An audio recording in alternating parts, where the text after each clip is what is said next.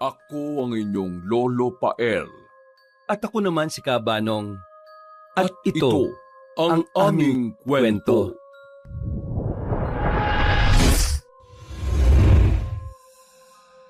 Alas 5:30 ng hapon, ang langit ay nagkukulay abumputik na habang umiihip ang malamig na simoy ng hangin. Nakatingin ang 18 anyos na dalagang si Elsa sa binata. Pinagmamasdan ang mga sanga ng puno sa labas ng bakuran nila na mahinang humahampas sa bubong ng may kalumaan nilang bahay. Tanaw din mula roon ang lumang balon. Nakatakip ito ng kalawanging yero at nakaalambre bilang kandado. Matagal nang hindi nagagamit ang nasabing balon at hindi rin alam ng dalaga kung bakit. Ang tanda niya lang sa sinabi noon ng lola Ana niya ay isinara na yon matapos mahulog ang huling alaga nilang aso na si Oink Oink. Bata pa kasi siya noon kaya hindi na rin talaga niya masyadong natatandaan.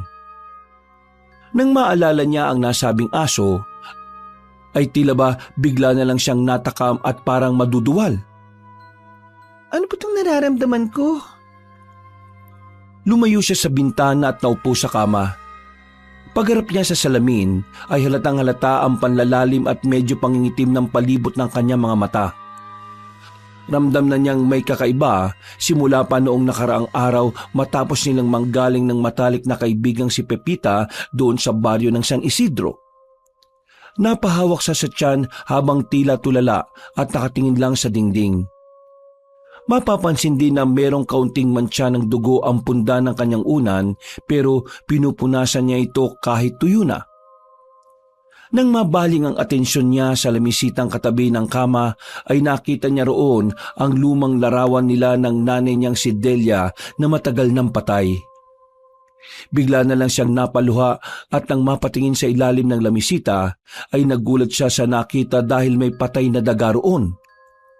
Subalit ulo na lang ng daga ang natira at nagkalat na ang ilang tuyong dugo sa ilalim at maging sa punda. Ano itong nagawa ko, Diyos ko? Nilinis niya kaagad ang kalat pero may mga natira pa ring mantsa sa sahig. Hanggang sa habang abala siya ay biglang kumatok si Lola Ana. Iha! Elsa! Kumain ka na ba? Hindi pa po. Hindi pa po ako nagugutom, Lola. Sigurado ka? May problema ka ba? Wala naman po. Hindi lang po talaga ako nagugutom ngayon, La. O siya, sige. Bago umalis ay bagyang sumilip ang matandang ginang pero kagad namang naikubli ng dalaga ang mga dugo. Malabo-labo na rin naman kasi ang mga mata ng kanyang lola kaya hindi na rin yun nakita. Pagkaalis ni Lola Ana ay aligagang inayos ni Elsa ang sarili. Pagharap sa salamin ay naiyak na lang siya ng tahimik dahil sa mga nangyayaring hindi niya maipaliwanag. Ano ba itong nangyayari sa akin? Bakit ako kumakain ng buhay na daga? Bakit ako natatakam sa sariwang dugo at karne? Bakit parang may hinahanap-hanap ang katawan ko?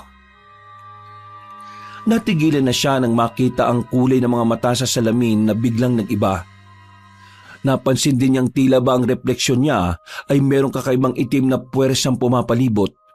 Mabigat ito at nakapanghihina, kaya kagad siyang umalis doon at nahiga na sa kama.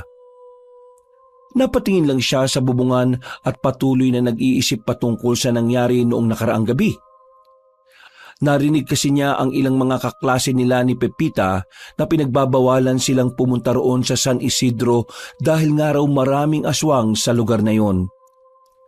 Madalas nga raw nang bibiktima ang mga aswang roon at niyayanggaw ang ilang kababaihan sa pamamagitan ng paglalagay ng kakaibang laway ng aswang sa mga pagkain. Hindi kaya nayanggaw na nga talaga ako? Huwag naman sana. Hindi pwede mangyari to. Ayaw kong maging aswang. Kailangan kong humingi ng tulong sa albularyo. Pero paano? Kapag nalaman ni Pepita itong nangyari sa akin, baka layuan niya na rin ako. Nagpatuloy siya sa pag-iyak ng tahimik at dala na rin ng matinding pag-iisip kaya nakatulog siya na mahimbing. Nagising si Elsa pasado alas 7:30 ng gabi. Madilim na ang paligid pero naririnig pa rin niya ang ingay sa bubungan dahil sa pagtama ng puno na tinatangay ng hangin. Pagkalam ng malakas ng tiyan ng dalaga ay dali-dali siyang napabangon. Hindi niya rin alam kung bakit pero para bang dinig na dinig niya ang lahat ng ingay sa buong bahay. Kahit ang simpleng kaluskos ng maliliit na daga ay nararamdaman niya. Maging ang pagtibok ng sarili niyang puso at pagdaloy ng dugo niya sa katawan ay malinaw niya yung naririnig. Napahawak na naman siya sa sikmura hanggang sa makarinig ng kalansing ng pinggan sa kusina. Ngumiti siya ng makahulugan. Naamoy ko si Lola. Natigilan siya dahil sa sinabi kaya pinigilan niya ang sarili. Natutupan niya ang bibig dahil sa mga naiisip na hindi maganda. Elsa, huwag mong gawin yun kay Lola Ana. Kung ano man ang naiisip mo, pakiusap, wag. Pagdating niya sa kusina, ay naabutan niya ang matandang babae sa hapagkainan. Tahimik niya yung pinagmasdan habang tila amoy na amoy ang kinakaing sinabawang manok hanggang sa mapansin na siya noon. Iha, nagugutom ka na ba? Halika, umupo ka na rito. Magsando ka na lang ng pagkain mo, ha? Hindi na kita ginising kanina kasi sabi mo hindi ka pa naman nagugutom.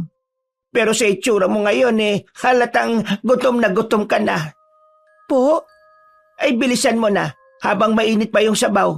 Masarap ang manok na niluto ko. Paborito mo pa naman. Sige po, salamat po Lola.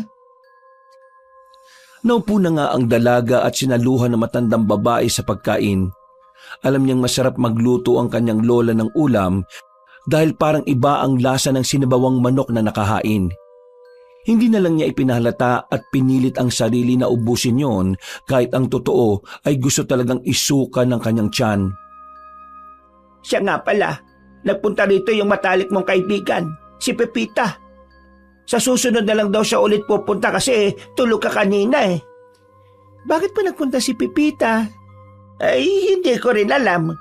Gusto ka lang daw kumustahin. Bakit? May nangyari ba sa inyo? Wala naman po. Ay, mabuti naman kung ganon. Ay, siya nga pala. Baka mamaya nagpunta kayo sa San Isidro nung pista ron, ha? Hindi po. Wala naman akong kakilala ron, Lola. Ay, mabuti naman na po. Napaalalahanan na kita na huwag kang pupunta sa lugar na yon, ha? Dahil alam mo na, maraming nagtatagong aswang doon na nangyayanggaw. Yung balita ko nga, yung anak ni Julio at Julia, dinala kahapon sa albularyo dahil kakaibang ikinikilos. Yung pala nanggaling doon sa San Isidro. Sabi ng manggagamot na biktima raw ng yanggaw. Talaga po? Ano po nangyari kay Juliana, Lola? Ay mabutit na agapan. Nilayo muna nila kasi yung mga tao rito sa atin nagagalit na baka nga raw hindi pa pala magaling at si Juliana naman ang mambiktima rito sa atin. Saan po sila nagpagamot? Kay Ma'am Pabling. Kaso, duda rin ako sa albularyong yon kasi di ba manyakis yon. Kaya duda rin ng mga taga rito sa atin kung talagang gumaling si Juliana o hindi. Bakit mo naman pala naitanong? Wala naman po, Lola. Sige po, magbabanyo lang po muna ako. Tapos ka na bang kumain? Busog na po ako. Salamat sa masarap na ulam. Hindi na hinintay ng dalaga na magsalita ang kanyang lola. Tumakbo na siya sa banyo at pasimpleng nagsuka. Hindi siya masyadong nag-ingay upang hindi mahalata ng kanyang lola na hindi gusto ng sikmura niya ang pagkain. Sigurado na talaga ngayon ng dalaga na nayanggaw din siya dahil tila iba na ang hinahanap-hanap na pagkain ng kanyang sistema. Nagsisimula na siyang mahumaling sa sariwang dugo at karne ng tao. Hindi to pwede mangyari sa akin. Kailangan ko magpatingin doon kay Ma'am Pabling. Diyos ko, tulungan niyo po ako. Ayaw kong maging aswang.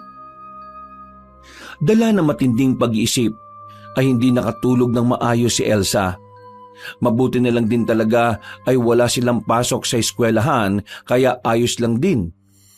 Halos magdamag niyang nilabanan ang sarili dahil nga sa nakakaramdam na talaga siya ng matinding pagkauhaw sa sariwang dugo at karne ng tao. Mabuti na lang din ay napagtiyaga niya na naman ang isang daga na nahuli niyang tumatakbo na naman sa ilalim ng kanyang kama. Pero nang mapagtanto niya yon, ay pinilit niyang sumuka ng sumuka kahit halos tubig na lang ang nilalabas ng kanyang tiyan. Hindi pa rin naman kasi siya nakakaramdam ng kasapatan matapos makakain ng 2 buhay na daga. Kinabukasan, pagkasilip niya sa bintana, ay nakita niya si Lola Ana na nagwawalis ng kalat. Pagkalaon ay nadinig niya ang matandang babae na sumisigaw matapos kang makakita ng patay na katawan ng mga daga sa basurahan. Mabuti na lang din ay may dumaan na nagbabasura kaya kaagad yung pinatapo na matanda. Hindi na rin umimik ang dalaga patungkol doon at nagpatay malisya na lang siya. Dahil hindi rin maganda ang kanyang pakiramdam, kaya maghapon lang siyang nanatili sa kanilang bahay hanggang sa magpaalam muna si Lola Ana. Meron kasi silang pabasa ng mga matatanda ng baryo sa kapilya. Eksakto naman na pag-alis na matandang babae ay siyang pagdating ni Pepita. Sakay ang nasabing dalaga ng bisikleta at natutuwa yun nang makita siya habang may dalang supot ng mangga galing sa kanilang bakuran. Pasok ka, Pipita. Mabuti na lang at nagpunta ka rito. Meron kasi akong importanteng sasabihin sa iyo eh. Pagpasok ng matalik niyang kaibigan ay nagkwentuhan kagad sila sa sala. Hindi na tuloy nasabi ni Elsa ang gusto niyang sabihin dahil nga una na nilang napagkwentuhan ang tungkol sa paaralan. Nasabi nga ni Pipita na nanalo na naman daw si Tom bilang MVP. Hindi kasi nakanood si Elsa kahapon dahil nga sa sama ng kanyang pakiramdam. Si Tom ay kilala sa kanilang paaralan dahil sa kagwapuhan nito at pagiging magaling na manlalaro ng basketball. Siya ang ideal ng isang babae dahil matangkad, gwapo at malaki ang kanyang katawan. Bukod doon ay meron ding ibubuga pagdating sa klase. Yun nga lang ay sadyang maangas at may kayabangan kaya kinaiinisan siya ni Elsa. Hindi nga yun sinagot ng dalaga nung nanligaw dahil sa sobrang kahambugan. Mas pinili niya ang boyfriend ngayon na si Gino dahil bukod sa gwapo rin ay matalino. Napakabait pa at walang kayabang-yabang sa katawan. Ay nako, ano naman ang pakialam ko sa taong yon? Kahit siya pa ang pinakamagaling at pinakagwapo sa buong probinsya, wala akong pakialam sa kanya. Ang yabang-yabang ng taong yun eh. Kaya kung ako sa'yo, magtigil-tigil ka na sa pagkagusto sa taong yon. Napismid lang si Pepita at nang makita ang kanyang itsura ay nagtaka yun. Medyo nangangalumata nga kasi siya at namumutla ang balat. Tinanong siya ng matalik na kaibigan kung ayos lang ang kanyang lagay. Dahil tuloy doon ay napaiwas na ng tingin si Elsa. Hindi na siya makatingin ng mata sa matalik na kaibigan. Kasi meron kasi ako ngayong dalaw kaya medyo masama ang pakiramdam ko. Ito naman, parang bago ng bago sa akin. Alam mo naman na ganito ako kapag may buwan ng dalaw, di ba? Umismid lang si Pepita at pagkatapos ay nagmerienda na silang dalawa. Ilang saglit pa nga ay nakaramdam na naman na matinding pananabik si Elsa sa sariwang dugo at karne ng tao. Habang kumakain sila ay biglang lumakas ang kanyang pakiramdam. Nadinig niya ang tibok ng puso ng matalik na kaibigan pati ang pagdaloy ng dugo sa mga ugat-ugat ng kalamnan nito. Para mapigilan ng sarili, ay nagtungo siya sa lababo para kunwari uminom. Subalit mas lalo lang lumala ang sitwasyon. Naglaway na siya dahil mas lumakas ang amoy ng dugo ni Pepita. Para yung mabangong samyo ng pagkain sa kanya, kaya naramdaman niya ang mataas na pagnanasa na matikman ang matalik na kaibigan. Hanggang sa maramdaman niyang unti-unti na ngang tumatalim ang mga ngipin niya. Ang pangil ay ramdam niya ang pag-usbong kaya napatakbo siya papunta sa banyo at kaagad nagkandado. Nagtatakang lumapit doon si Pepita dahil sa malakas na kalabog. Kumatok pa yun at nagtanong kung ayos lang siya.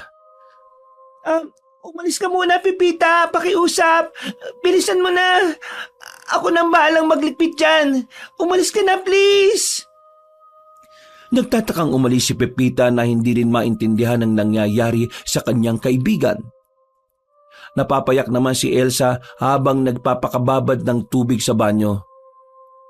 Pasensya ka na, Pipita. Hindi ko intensyon na paalisin ka. Baka kung ano kasi manggawa ko sa iyo eh. Sa kabila ng matinding pagnanasa na makatikim ng sariwang dugo at karne ng tao, ay tiniis ni Elsa ang sarili hanggang sa makatulog siya ng mahimbing sa banyo. Napanaginipan niya pa nga si Pepita at magkasama sila sa sala habang nagkukwentuhan. Ilang saglit pa ay tinitigan niya ng nakakaloko ang matalik na kaibigan hanggang sa mangilid ang laway sa kanyang labi. Pasensya ka na talaga, Pipita. Gutom na kasi ako eh. Bago pa makapagsalita ang matalik niyang kaibigan ay mabilis nang kumilos si Elsa. Kinuha niya ang matulis na kutsilyo sa kusina at inundaya ng saksakang dalaga sa leeg. Hindi na ngayon nakapalagpa dahil bumaon na ng husto ang patalim at tuluyang umagos ang masaganang dugo. Nang tumama yun sa mukha niya ay inabot niya ito ng dila. Tuwang-tuwa siya nang malasa ng sariwang dugo ng matalik na kaibigan. Pagkatapos noon ay binitiwan na niya yon. Bumagsak ang nangingisay na katawan ni Pepita at saka na siya nilantakan ni Elsa. Napabalikwa siya ng bangon at nagulat na lang siya dahil nakaiga na siya sa kama. Anong nangyari? Panaginip lang ba yun? Nasa banyo lang ako kanina. Paano ko napunta rito? Pinagmasdan niya ang mga kamay at nakahinga siya ng maluwag dahil panaginip lang talaga ang lahat. Sumilip siya sa bintana kaya napansin niyang hapon na pala. Makulimlim pa ang paligid na tila nagbabadya ang ulan. Dali-dali siyang lumabas para kunin ang mga sinampay hanggang sa mapatingin siya sa lumang balon. Napansin niyang hindi na nakaalambre ang yero kaya napakunot siya ng noo. Binuksan ba yun ni Lola? Lalapitan niya sana ang nasabing balon pero biglang kumulog at sinundan niyo ng kidlat. Pagkatapos ay nagsimula ng bumagsak ang malaking patak ng ulan. Kaya tumakbo na siya pabalik sa loob ng bahay tanga ng mga sinampay nila. Makalipas ang ilang sandali, nang matapos na siya sa pagtutupi ng mga damit, ay meron siyang napansin sa sarili. Para bang ang gaan ng pakiramdam niya at hindi na rin siya nagugutom. Pakiwari ng dalaga ay busog na busog siya at walang kahit na anong iniindang masama sa katawan. Ang weird naman. Nasaan na kaya si Lola? Parang ang tagal nila ngayon ah. Eksaktong pagkasabi niya noon, ay dumating na si Lola Ana na tila pagod na pagod. Saan po kayo galing, La? Bakit ngayon lang po kayo dumating? Marami po ba kayong dinasalan ngayon? Oo, Apo. Magpapahinga lang ako saglit ha. At ako na magluluto ng pagkain natin. Ako na po magluluto ng hapunan. Tatawagin ko na lang po kayo kapag tapos na. Ay siya, sige. Ikaw ang bahala, Apo. Pagpunta ng matandang babae sa silid nito, ay nagsimula na nga magluto ng may uulam si Elsa. May natira pa silang isda sa ref, kaya yun ang naisipan niyang iluto. Balak niya sanang gisahin muna ang nasabing isda, pero nang maamoy niya ang bawang ay bigla na lang siyang naduwal. Sa hindi malamang dahilan ay mabilis ang kanyang naging pagkilos. Dinakot niya ang bawang at kaagad itinapon sa malayo. Pagkatapos noon, sinimulan na niya ang pagluluto. Nagprito na lang tuloy siya dahil bigla siyang nawalan ng konsentrasyon gawa ng amoy ng bawang. Habang hinihintay na maluto ang para sa hapunan, ay muli niyang naalala ang ginawa kanina kay Pepita. Nagigilty siya dahil parabang pinagtabuyan niya kanina ang matalik na kaibigan. Magsasorry talaga ako sa kanya kapag nakita kami sa paaralan. Sana hindi siya magalit sa akin. Ay, sorry talaga Pepita, my best friend. Hindi ko talaga sinasadya yung nangyaring yun. Mabilis na lumipas ang oras. Natapos na silang magapunan. Nakapagligpit na nga ng pinagkainan si Elsa nang maabutan siya ni Lola Ana na nakatanaw lang sa labas ng bahay habang patuloy pa rin ang pag-ulan. Ayos lang po ba kayo, La? Malalim po yata ang iniisip niyo, ah. Ay, ayos lang ako, Iha. Naisip ko lang na panig talaga sa atin ang panahon. Eksaktong umuulan ngayon kaya siguradong tataas ang tubig sa ilog at mabilis na aanurin ang mga bagay-bagay na naroon. Ano pong ibig niyong sabihin? Ay, wala naman. Huwag mo nalang pansinin ang lola mo, Apo. Medyo napagod lang ako sa mga pinuntahan naming mga dinasalang bahay. Tapos ka na ba sa ginagawa mo? Matulog na tayo. Sige po. Good night, Lola. Pagdating ng dalaga sa kanyang silid, ay humiga kagad siya sa kama at napatingin sa kisame. Medyo nagtataka pa rin talaga siya dahil napakagaan ang pakiramdam niya noon. Hindi katulad ng mga nakalipas na oras. Nawala na rin tuloy sa isip niya ang tungkol sa pagiging nayanggaw hanggang sa makatulog siya na mahimbing. Subalit ang inaakala niyang magiging matiwasay na pagtulog ay biglang naantala matapos siyang muling mapanaginipan si Pepita. Katulad ng naunang panaginip ay sinaksak niya sa leeg ang matalik na kaibigan. Pagkatapos ay nilantakan niya ang laman loob noon na parang masarap na karne.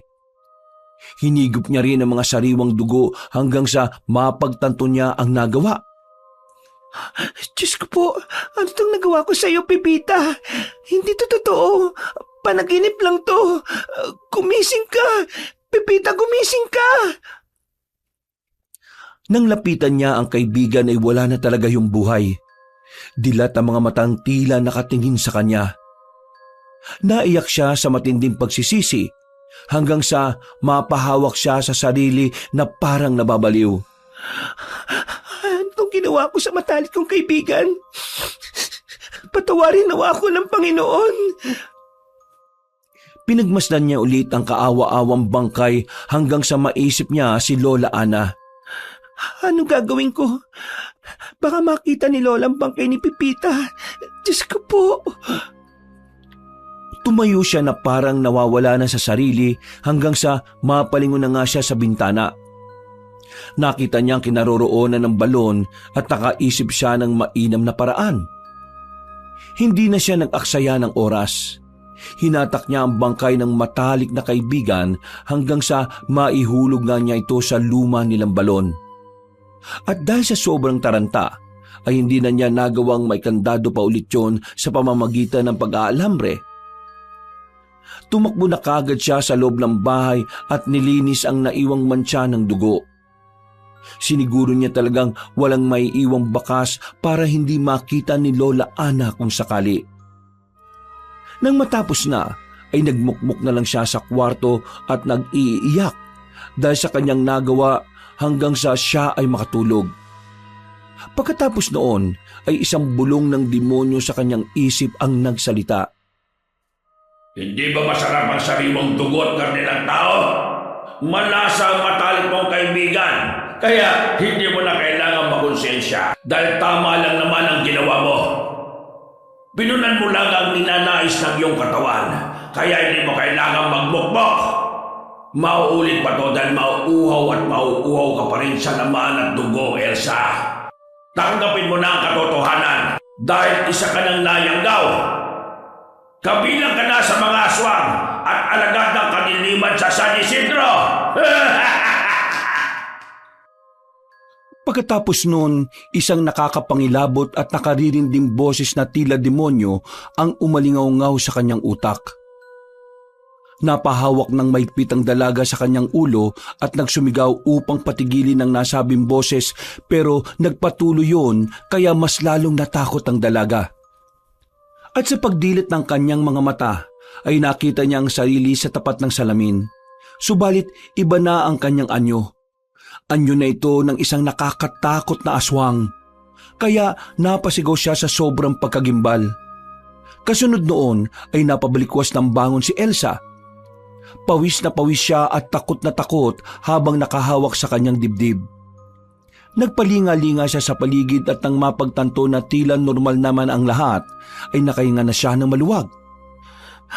Panaginip lang lahat ng yun. Hindi ko kailangan matakot. Paglabas ng kwarto ay naabutan niya si Lola sa kusina na nagsasali na ng mainit na tubig sa termos. Iha, maganda umaga. Magandang umaga rin po, Lola. Magkape ka na rito. Sinangag ko na rin ang bahaw natin kagabi at nagluto na ako ng toyo't itlog dyan. Kumain ka na lang kung nagugutom ka na, ha? Salamat po, Lola. Ay siya nga pala. Pagkatapos kong mag-almusal aalis din ako kaagad. Magpupunta kami nila Karen at Nina sa simbahan dahil may darating daw na bisita, sabi ng Kura Paroko. Ay, sige po, Lola. Ako na pong bahala rito sa bahay. Wala pa naman po kaming klase. Sige po, kumain na po tayo. Mabilis na lumipas ang oras. Pagkatapos ng mag-almusal, ay eksakto na dumating sina Aling Karen at Aling Nina para sunduin si Lola Ana. Si Elsa na nga ang naiwan doon at ipinagpatuloy niya ang mga gawaing bahay.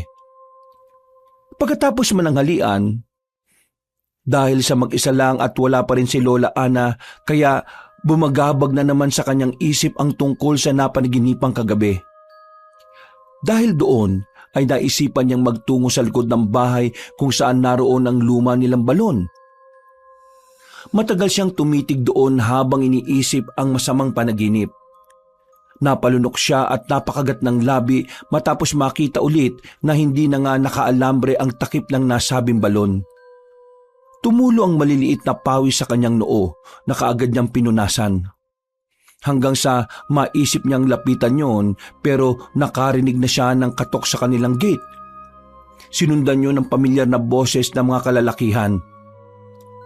Pagpunta niya ay naabutan niya roon ang 40 taong gulang na si Mang Jano, ang kilalang mahusay at veteranong pulis sa kanilang baryo. Kasama ng Ginoo si Tom. Magandang tanghali, Elsa. Nandyan ba ang lola mo? Magandang tanghali po, Officer Jano. Ako lang po ngayon ang nandito sa bahay eh. Umalis po si Lola Ana, kasama po si Aling Karen at Aling Nina. Hi, Elsa. Sinamahan ko lang si Officer Jano rito sa inyo. Meron daw kasi siyang sadya tanong eh. Tanong? Ano pong itatanong niyo, Officer Jano? Itatanong ko lang sana at kukumpirmahin kung nagpunta rito sa inyo si Pepita. Ang sabi kasi ng mga magulang niya, umaga pa lang daw dito na siya nagpunta sa inyo kahapon. Opo, mga 9:00 po siya ng umaga nagpunta rito kahapon. Anong oras siya umuwi? Basta po mga hapon na yon. Nagmerienda kami. Nasa banyo po kasi ako nung umalis siya eh. Ganun ba? Teka po, officer, may nangyari po ba? Magbe-24 oras na kasing hindi umuwi si Elsa sa kanila. Sa katunayan yan, nagpunta na sa istasyon namin ang mga magulang niya. Hindi lang kami po pwedeng umaksyon at magdeklara ng pagkawala dahil wala pang 24 oras. Pero dahil malapit naman sa akin ang mga taong yon, kaya tumutulong na ako kahit papano. Na-ospital kasi ang nanay ni Pipita ngayon dahil nga hindi pa umuwi ang kaibigan mo. Hala, okay lang po ba si Nay Manalota? At saka, paano pang nawala ang best friend ko? Sa ngayon, nasa ospital pa si Manalota at binabantayan ng asawa niya. Tungkol naman sa pagkawala ng matalik mong kaibigan, kaya nga ako nandito sa iyo at nagtatanong para malaman ko ang totoo. Pwede mo ba kaming papasukin? Opo, pwede naman po. Katulad ng hiniling ng police officer, pinapasok nga ito ni Elsa kasama na rin ang mayabang na si Tom. Nagtanong-tanong pa ang Ginoo habang nag-oobserba sa loob ng bahay. Dahil tuloy doon ay bigla na namang naalala ni Elsa ang kanyang panaginip. Kaya habang nakikiusap sa alagad ng batas ay tila malayo at malalim ang kanyang iniisip. Diyos ko po, hindi pa naginip yung nangyaring yun. Nayanggaw nga talaga ako at napatay kong matalik kong kaibigan na si... Elsa, ayos ka lang ba? Po, Opo, ayos lang po ako. Hindi ko lang talaga mapaniwalaan na nawawala si Pepita. Wala naman siyang ibang pupuntahan bukod dito sa bahay eh. Yun nga din ang sabi ng mga magulang niya. Kaya dito na ako unang nagpunta habang hinihintay na sumapit ang 24 oras ng kanyang pagkawala. Bakit kasi ngayon lang sila naghahanap kay Pepita?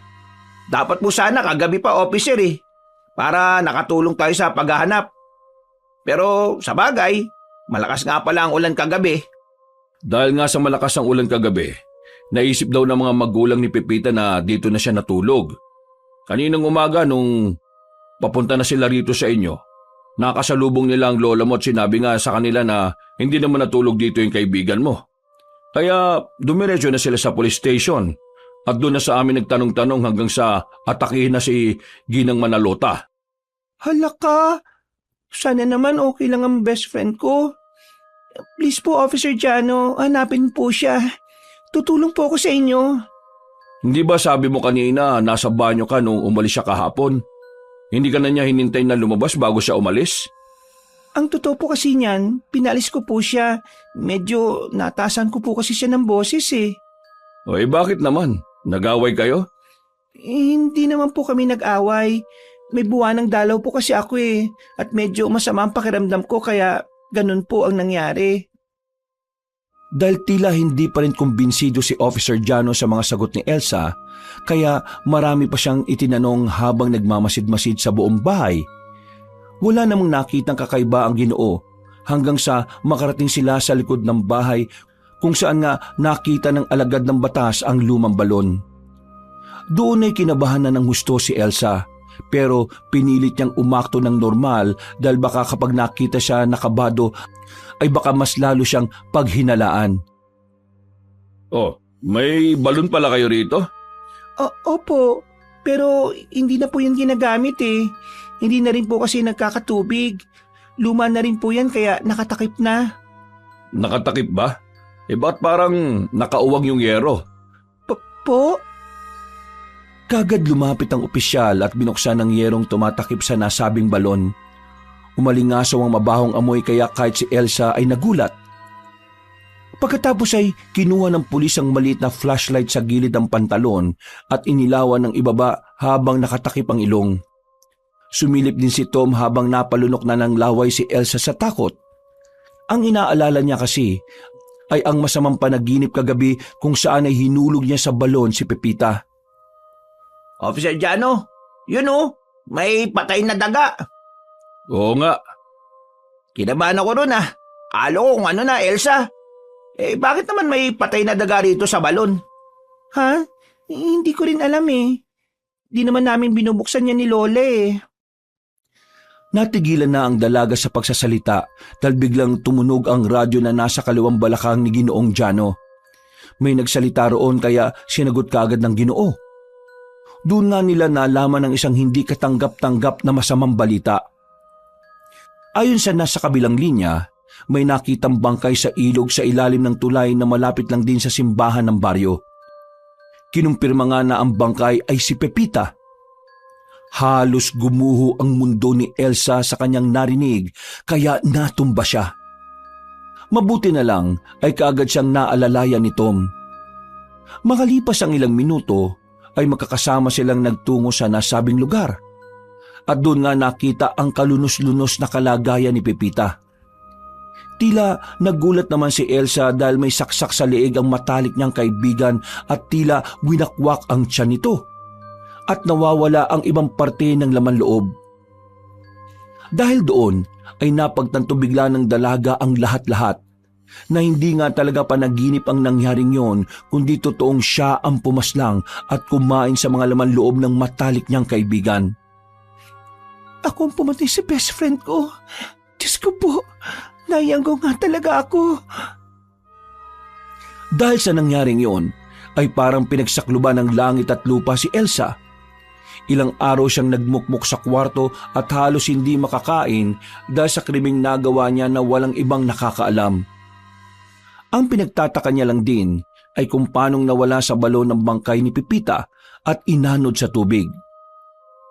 Sigurado kasi siya na doon niya yun tinapon. Naisip niya tuloy na baka may kung anong hiwaga ang balon pero nalulungkot pa rin siya dahil sa pagkamatay ng matalik na kaibigan na siya mismo ang may gawa. Isang linggo matapos ang paglibing kay Pepita, muli na namang nakaramdam ng kakaibang gutom si Elsa. Naririnig na naman niya ang tila bulong ng demonyo sa kanyang isipan. Ang tibok ng puso ng mga tao sa paligid at ang amoy ng sariwang dugo at karne ng tao. Parang mabangong samyo yun sa kanya. Upang mapigilan ng sarili, nagkulong na muna siya sa kwarto. Hanggat maaari ay iniiwasan niya rin makasalamuha ng matagal si Lola Ana. Natatakot kasi siya na baka magawa ng masama ang matandang babae. Lalo na't kumalat sa baryo na hindi nga ordinaryong nilalang ang pumatay kay Pepita kundi isang mabagsik na aswang daw galing sa San Isidro. Marami ang naniwala pero marami rin ang nagsasabi na haka-haka lang ang tungkol sa aswang. Lunes ng tanghali. Pag-uwi ni Gino galing sa paaralan ay dinalo niya ang girlfriend na si Elsa. Nag-alala na rin kasi siya sa lagay nito. Eksakto na wala roon si Lola Ana at wala na rin sanang balak ang dalaga na patuloyin ng boyfriend pero nagpumilit ang binata. Alam ko masakit yung nangyari kay Pepita, pero sana huwag mong pabayaan ang sarili mo. Nandito lang ako sa tabi mo, mahal. Pwede mo akong kausapin. Pwede mo akong iyakan at ibuhos mo sa akin ang kalungkutan na yan. Sasamahan kita, Elsa. Hindi kita iiwan. Maraming salamat, Gino. Hindi ko lang talaga matanggap ang pagkawala ng best friend ko.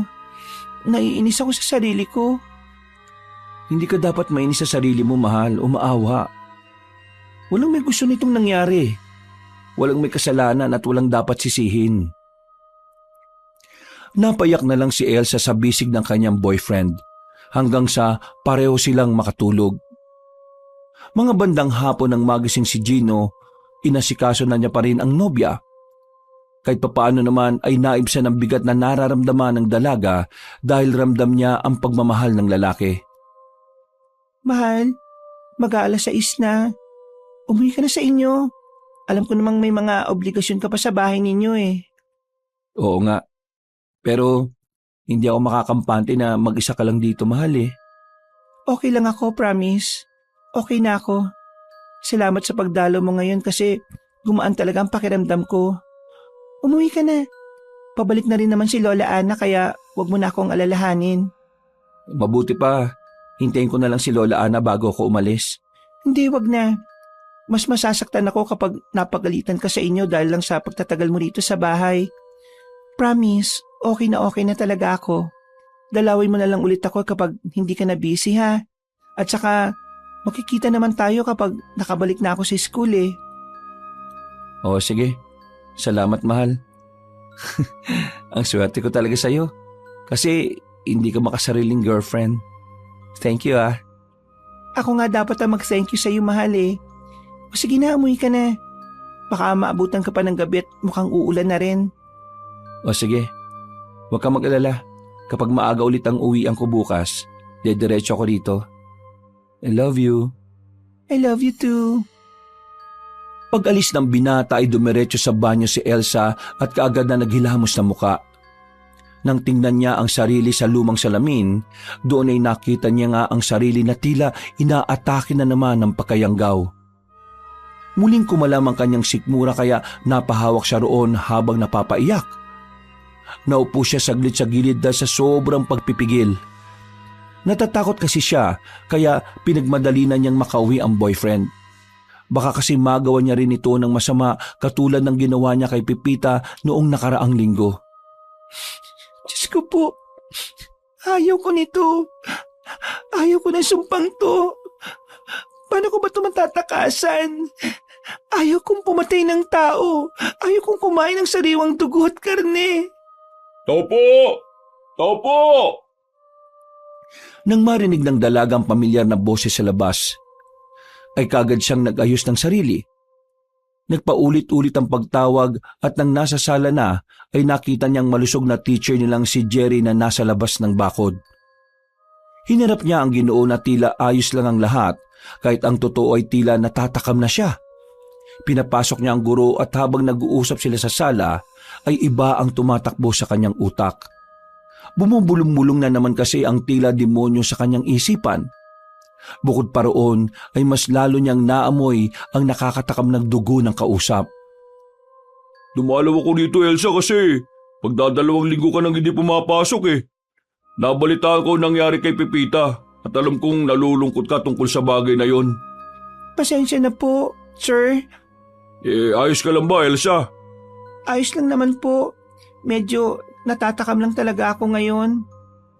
Natatakam? Bakit? Nagugutom ka ba? Sakto, oh. Eto, may dala akong meriendang ginataan.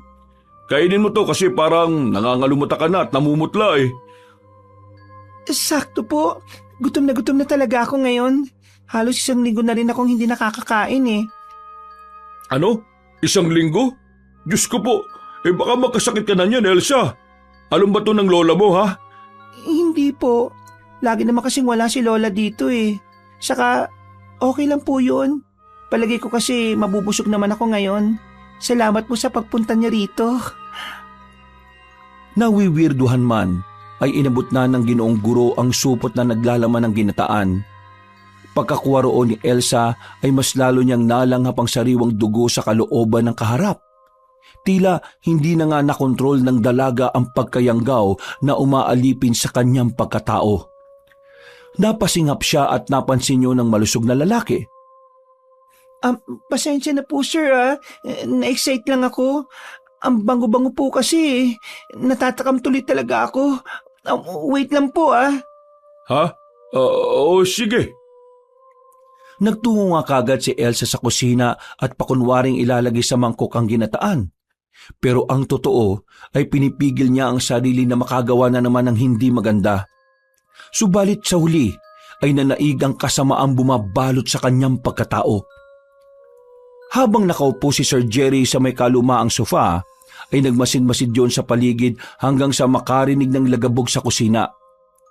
Lumapit doon ang Ginoo habang tinatawag ang kanyang estudyante. Subalit, pagdating sa kusina, ay wala siyang naabutang kahit na sino. Maliban na lang sa mangkok sa sahig na nabasag na.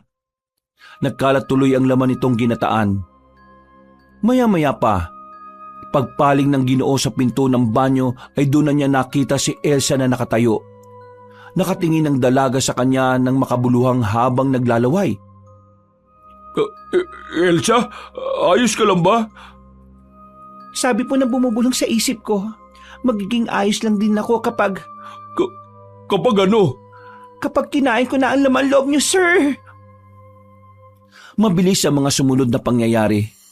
Dahil bago pa makatakbo si Sir Jerry palabas ng kusina, ay nilundagan na siya ng dalagang hayok na hayok sa laman at dugo ng tao. Sabay silang natumba sa sahig. Nakasigaw pa si Sir Jerry ng tulong pero hinawakan siya ni Elsa sa bibig at mahigpit tong tinakpan. Nagpumiglas ang Ginoo subalit mas malakas ang babaeng nayanggaw. Nagpambuno sila hanggang sa maisip na ni Elsa ang dapat niyang gawin. Binali niya ang leeg ng Ginoo kaya tuluyan na itong nawalan ng buhay at hindi na nakapanlaban pa.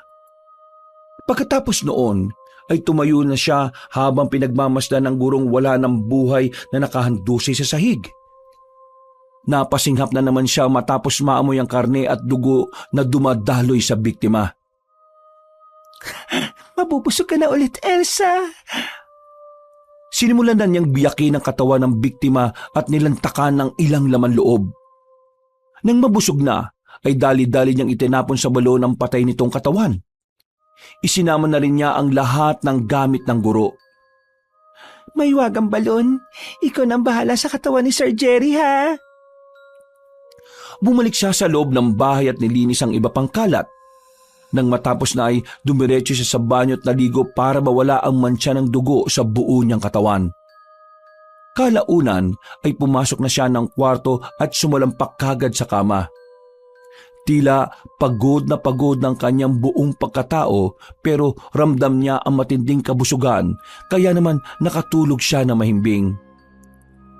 Nagising siya ng mga bandang 8:30 ng gabi dahil sa malakas na buhos ng ulan. Tila parang walang nangyari at parang wala siyang ginawang krimen. Paglabas ng silid ay naabutan na naman niya si Lola Ana na nakatingin sa bintana na tila minamatyaga ng malakas na pagbuhos ng ulan. Lola, magandang gabi po. Ay, magandang gabi rin na po. Ay, umuulan na naman. Aanurin na naman sa ilog ang mga dapat anurin. Hindi na nakasagot ang dalaga dahil naglakad na palayo ang kanyang lola at nagkulong na sa kwarto. Hindi na lang din niya yon pinansin. Matapos siyang uminom ng tubig ay bumalik siya sa kwarto para matulog ulit. At napanaginipan na naman niya ang tungkol sa pagpatay na ginawa niya kay Sir Jerry. Nagising siya kinaumaga na pawis na naman pero alam niya sa sarili na wala na siyang magagawa patungkol sa mga nangyari. Kaya iniyak na lamang niya ang lahat sa Diyos. Pagkatapos mag-almusal ay sinilip niya ang balon at katulad ng nangyari kay Pipita, wala na roon ang bangkay ng guro. May wag nga talaga ang balon na ito. Nagdaan pa ang mga araw. Pinaghahanap din ng mga kinauukulan si Ginoong Jerry. At dahil doon ay dinalo na naman ni Elsa si Officer Jano. Nakarating kasi sa nasabing opisyal na ayon sa ibang kakilala sa paaralan na nagpuntang araw ang guro sa bahay ng dalaga. Itinanggi naman ni Elsa ang lahat. Sa unang pagkakataon ay pinasinungalingan niya ang tungkol sa pagdalaw ng kanyang advisor. Mabuti na lang din ay hindi na pumasok pa si Officer Jano sa loob ng bahay, kaya hindi na masyadong nabahala ang dalaga. Makalipas ang 2 araw at gabi, ay natagpuan na rin ang bangkay ng nasabing guro. Subalit mas malayo na. Sa ilog sa kabilang baryo na ito nakita. Wakwak din ang tiyan at nawawala ang ibang parte ng laman loob. Mas lalo tuloy umugong ang patungkol sa mga nayanggaw na aswang galing sa San Isidro. Sinisisi pa nga ng mga nasa baryo si Juliana na siyang naitalang nayanggaw sa kanilang lugar ayon na rin kay Mang Pabling. Dahil tuloy doon ay mas lalo lang din natakot si Elsa na magpakonsulta sa albularyo. Ayaw niya rin kasing mabuko ang pagiging nayanggaw niya. At gawa ng mga krimen na to, ay nagsimula si Officer Jano na matyaga ng mga kilos ni Elsa ng palihim. Napansin niya kasi ang kakaibang mga gawin ng dalaga. Kaya nang makabalik na sa paaralan, ay makailang beses niya yung sinundan hanggang sa mapansin na siya. Officer Jano, sinusundan niyo po ba ako? Ay, bakit ko naman gagawin yon? Ilang beses ko na po kasi napapansin. Hindi lang po ako nagsasalita. Alam po ba to sa istasyon ninyo? At saka, bakit niyo po minamatyaga ng mga kilos ko? May problema po ba kayo sa akin? Anong ibig mong sabihin? Pulis po sa bayan ng tatay ng boyfriend kong si Gino. Kapag sinabi ko po sa kanyang ginagawa niyong ito, sigurado makakarating yun doon. Kaya pakiusap lang po. Tigilan niyo na po ang pagsunod-sunod sa akin. Dahil sa mga sinabing yun ni Elsa ay pansamantalang naglaylo ang nasabing pulis. Pero malakas pa rin nga ang hinala ng Ginoo na merong kinalaman ng dalaga sa 2 beses na pagkamatay ng mga taong may kaugnayan din sa kanya. Sa pagdaan pa ng mga araw at gabi ay mas lalong tumindi ang pagnanasa ni Elsa na makatikim ng sariwang dugo at karne ng tao. Tuwing gabi ay nagkukulong na lang siya at itinatali ang sarili upang hindi magawa ng masama ang kanyang lola.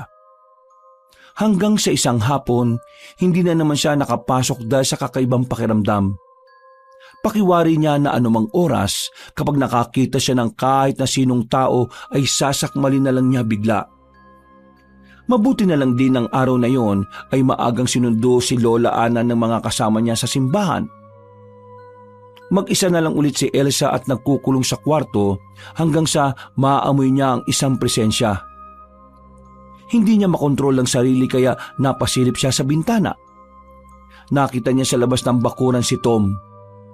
Wala yung damit pang itaas at pawis ang katawan gawa ng pagtakbo. Sumambulat tuloy ang malaman na katawan ng binatang gwapo pero hindi yun ang napagtuunan ng pansin ni Elsa. Ang amoy mismo ni Tom at ang dugo sa loob nito ang mas nahumaling ang dalaga. At nang mapansin ng lalaki ang kakaibang pagtitig niya, ay inakala niyo na nahuhumaling ng dalaga sa maganda niyang katawan. Oh, Elsa, kumusta? Nandiyan ka pala. Hindi ka rin pumasok? Oo eh. Masama kasi ang pakiramdam ko. Busy ka ba ngayon?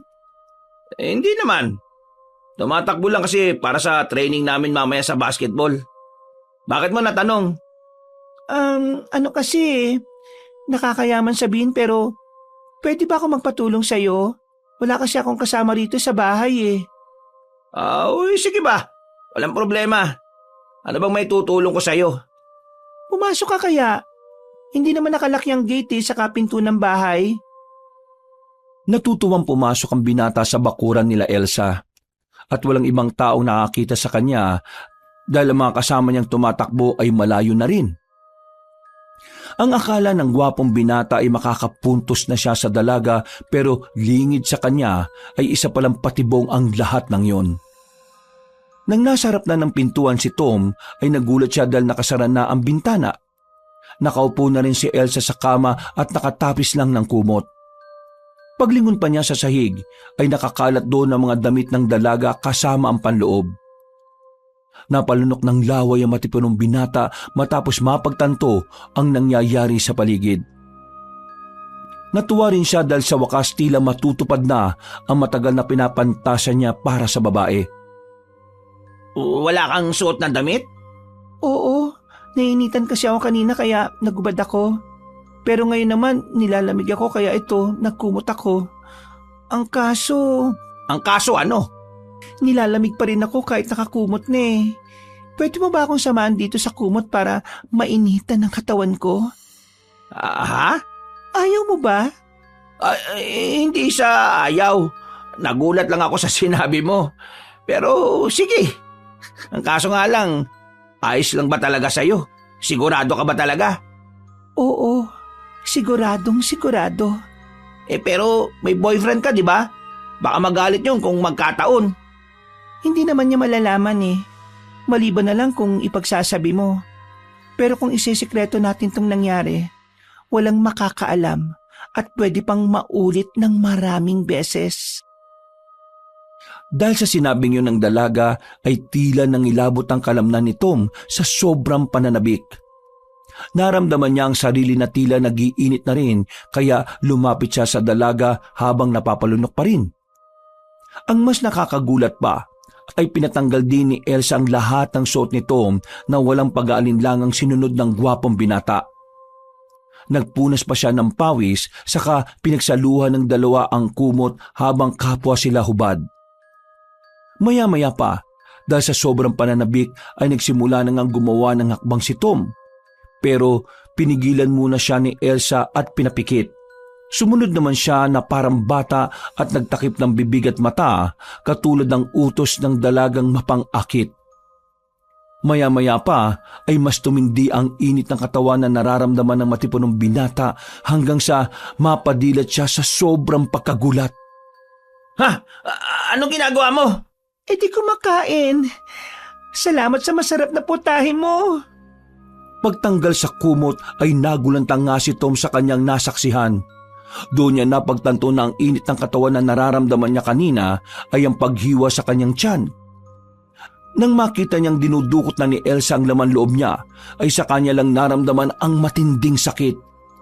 Pero bago pa siya makasigaw, ay tinakpan na ng dalaga ang kanyang bibig at saka siya itinulak hanggang sa matumba sa sahig.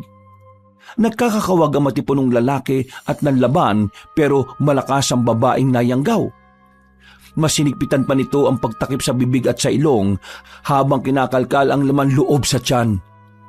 Nagkakawag sa taranta at takot si Tom at ilang saglit pa nga ay tuluyan ang bumagal ang pagkilos nito hanggang sa mangisay na at malagutan ng hininga. Masyado ka kasing mayabang at mahilig sa laman eh. Ngayon, ang laman at dugo mo naman ang pagpipiestahan ko.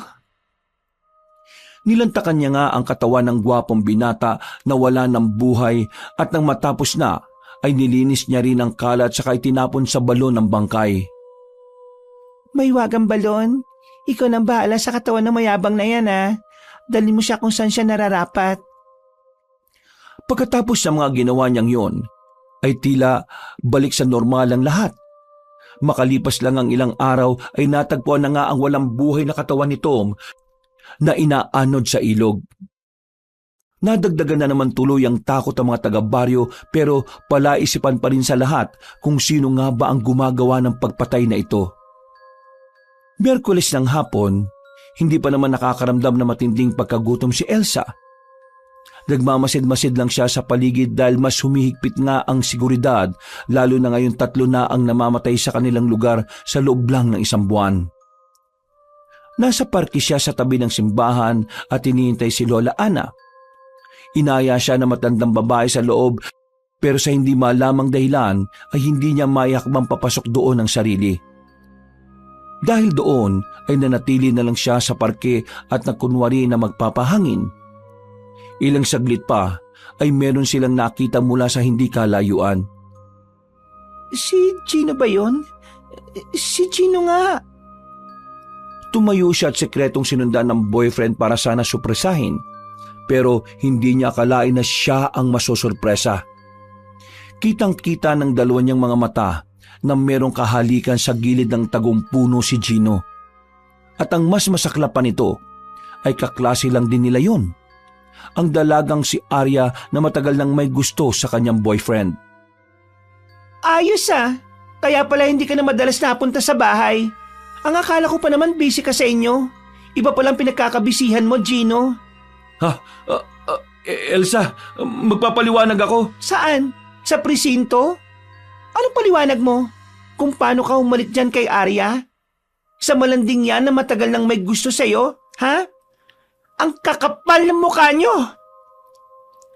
Tuluyan na ngang napaiyak si Elsa at tumakbo palayo. Hahabulin pa nga sana siya ni Gino pero pinigilan na siya ni Arya. Eksakto naman nakalalabas lang ni Lola Ana sa simbahan at nakita niyang umiiyak ang apo. Nilapitan niya yon at niyakap dahil kitang-kita ang matinding kalungkutan sa mukha ng dalaga. Ano nangyari, Elsa? Bakit ka umiiyak, apo? Si Gino po, Lola. Nakita ko po siya. Huling-huli ko po na may kahalikan siyang babae. At kaklase ko yung babaeng yun. Mga walang iya sila. Sige lang, apo. Umiyak ka lang. Ilabas mo ang sama ng loob mo. Loko-lokong lalaki yon ah. At ang kapal ng mukha niyang lokoy ng apo ko. Humanda siya sa akin. Nasa na ba siya at nang makausap ko yon? Baka masampal ko pa sila ng kaluguyo niya. Umuwi na po tayo, Lola. Ayaw ko po muna makita ang pagmumukha nila. Dahil baka kung ano pa ang magawa ko. Pinagbigyan na nga muna ni Lola Ana ang kagustuhan ng kanyang apo. Pag-uwi nila sa bahay ay nagluto matandang babae ng paboritong sinabawang manok si Elsa. At kahit walang gana ay inubos na lang din yun ng dalaga para hindi rin masayang ang ginawa ng kanyang lola. Makalipas ang ilang minuto, matapos kumain at mapayuhan ay nagpaalam na siya na matutulog na. Pero ang totoo ay may ibang pinaplano si Elsa. Gusto niyang paghigantihan sina Gino at Arya sa ginawang pananakit sa kanyang damdamin. Pasado 10:00 ng gabi. Kasalukuyang umiikot-ikot ang mga tanod sa baryo pero hindi yun alintana ni Elsa. Palim siyang lumabas ng kanilang bahay at unti-unting nagpalit ng anyo bilang isang nakakatakot na halimaw. Ang aswang na resulta ng pagkayanggaw. Nagtungo siya sa bahay ni Gino pero nang nasa bakuran na siya. Nang paganahin niya ang matalas na pangamoy ay napagtanto niyang wala roon ang manloloko niyang boyfriend. Kaya mo naman palang hindi umuwi sa tamang oras sa bahay niyo. Siguro, matagal mo nang ginagawa to sa akin. Ang tanga-tanga ko at naniwala ako sa mga pang-uuto mo sa akin. Ngayon, humanda ka. Humanda kayo sa akin ng kabit mo. Pag-alis niya sa lugar na yon, ay nagtungo siya sa pinakadulong burol ng kanilang baryo. Pumesto siya roon habang nasa anyo ng isang halimaw. Makintab at may maitim na balat. Malapaniki ang mukha. Nakausli ang matutulis ng ngipin. Nanlilisik ang mga mata at may matatalim na kuko. Pumikit siya at pinagana ang pandinig. Ganon din ang pangamoy at pandama. Hanggang sa matuntun niya ang kinaroroonan ni Gino at Arya. At magkasama pa talaga kayo Ang kakapal talaga ng mukha nyo. Sa tindi ng galit na naramdaman niya, ay napaululong siya at pagkatapos ay sinundan niyo ng alulong din ng mga aso sa mga kabahayan. Umalingaw-ngaw ang sigaw ng katatakutan sa lugar hanggang sa tumalo na siya at tinungo ang kinaroroonan ng dalawa. Pasado 11:30 ng gabi, nakatayo na siya sa mayabong na puno ng mangga sa gilid ng bakuran ng bahay ni Arya.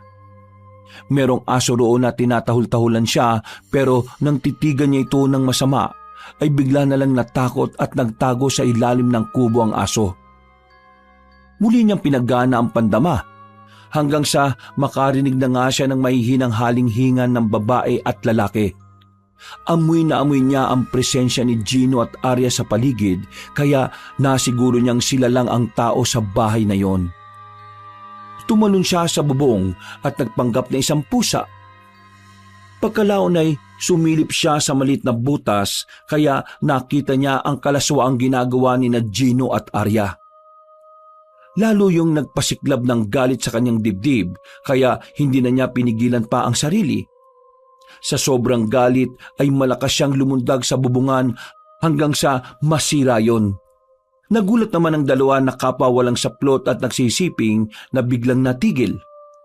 Nang makita siya ni Arya ay napasigaw sa takot ang dalaga pero nahimatay din yon sa sobrang nerbiyos.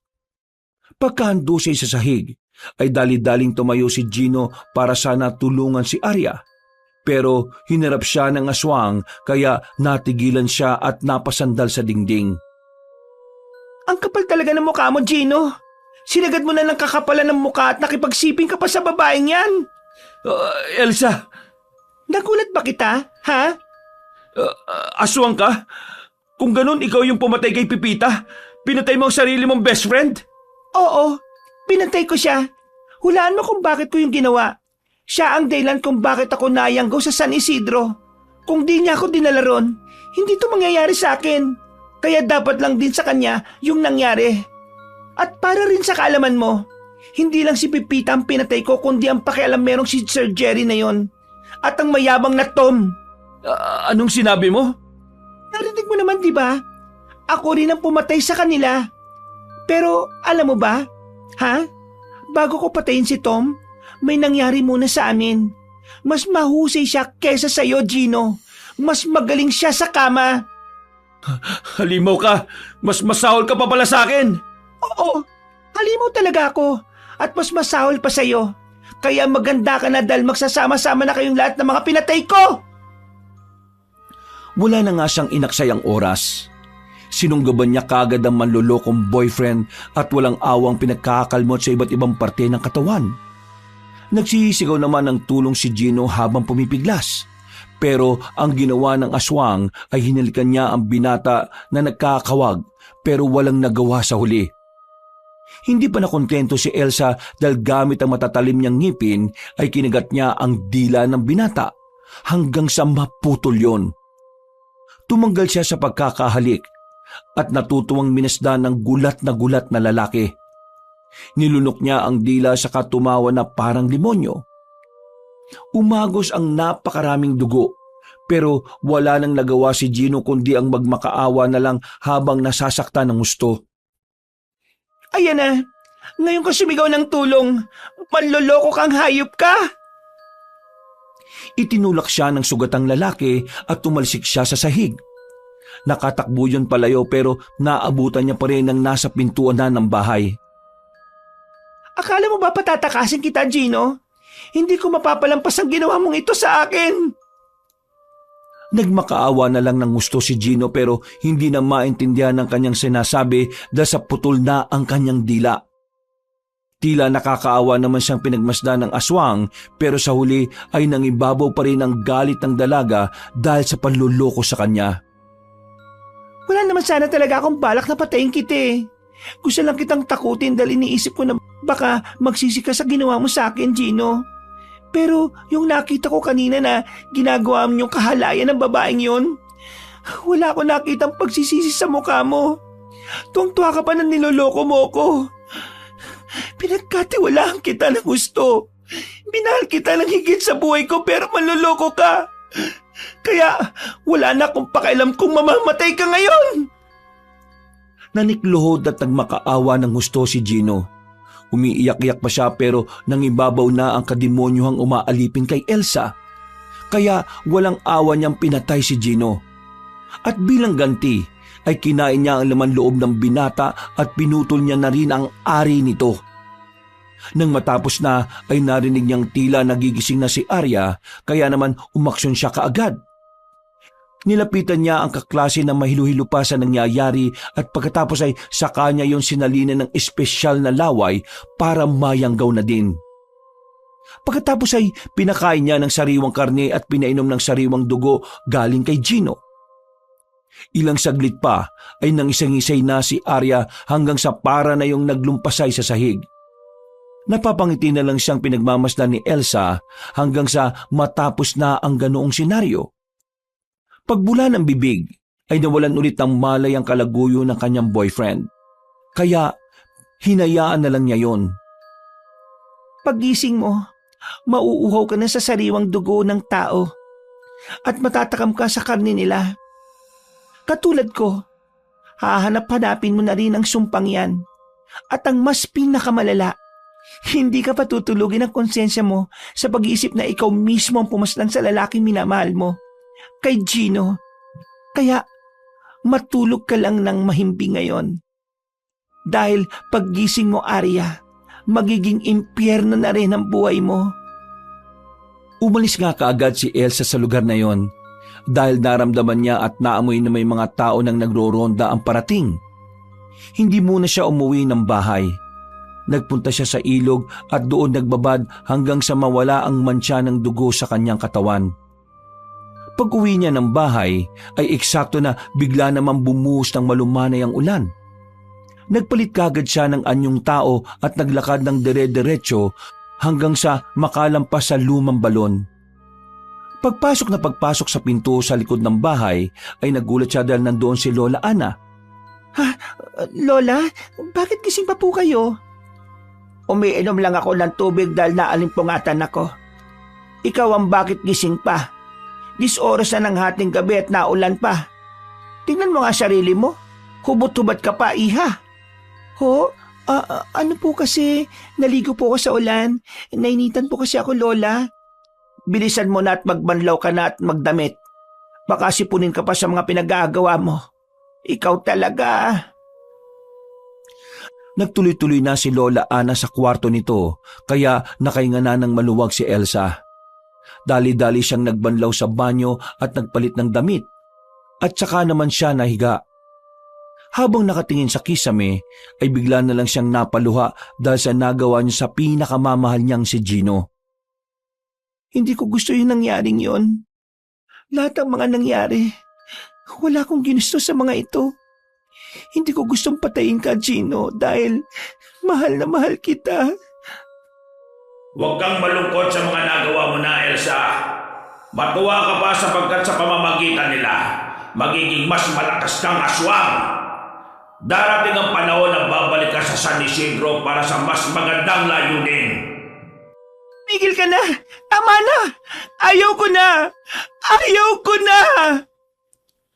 Pumikit ang dalaga habang nakatakip ang mga kamay sa magkabila niyang tenga. Sinabayan ng langit ang pigati niya hanggang sa tuluyan na nga siyang makatulog ng mahimbing. Kinabukasan ay isang nakagigimbal na balita ang umalingaw-ngaw sa buong baryo. Natagpuan nga kasing patay si Gino sa bahay mismo ni Arya. Ang nasabing dalaga naman ay nasa kulungan ngayon at inoobserbahan dahil nakitaan ng pagkayanggaw. Dahil doon ay umugong ang balibalita na si Arya nga ang pumatay kay Gino. At ang ipinagtataka ng mga taga-baryo ay kung bakit magkasamang dalawa sa bahay na yon gayong si Elsa ang girlfriend ng binatang namatay. Kumalat din tuloy sa buong lugar ang chismis na meron ng lihim na relasyon sina Gino at Arya. Hindi naman kumibo si Elsa patungkol sa bagay na yon kahit alam niyang totoo ito. Ayos ka lang ba, Apo? Opo, Lola. Huwag mong lokohin ang sarili mo, iha.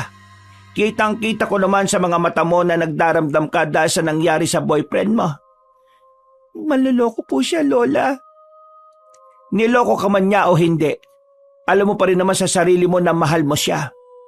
Pwedeng maitago mo yun sa akin pero hindi mo yun maitatago sa iyong sarili.